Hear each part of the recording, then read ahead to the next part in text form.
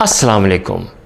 अच्छा जी बच्चों, अब टाइम हुआ है उर्दू का, और उर्दू में हम आवाज़ों को जोड़ के लफ्ज़ बनाएंगे।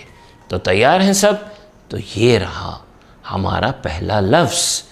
चलिए इन आवाज़ों को मिलाते हैं।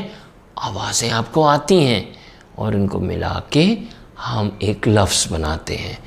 तो ये रहा द व दो ड़ ओ ड़ो, द व दो ड़ ओड़ो। क्या बना? साथ बोलें, द दो दो ड़ो, बोले दो ड़ो, दौड़ो दौड़ो। शाबाश, आप भी कहें दौड़ो दौड़ो।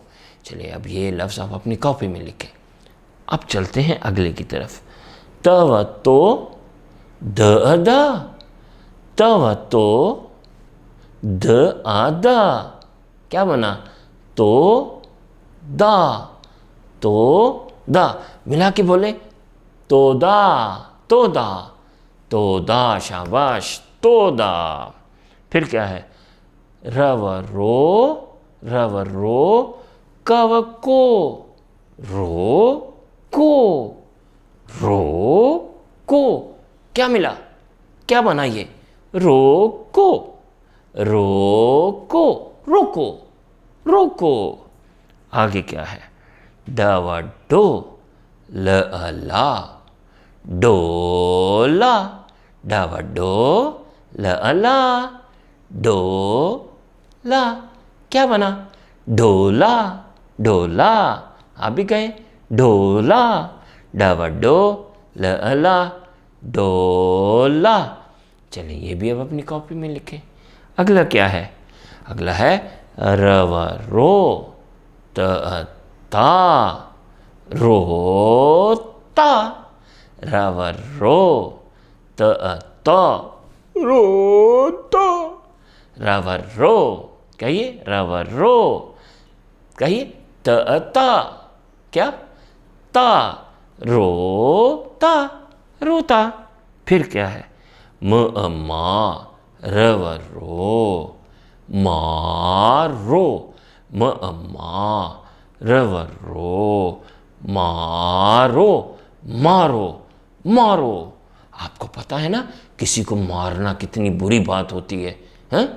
तो आप सबको समझाया करें, किसी को मारो मत, किसी को मारो मत। क्या कहना है?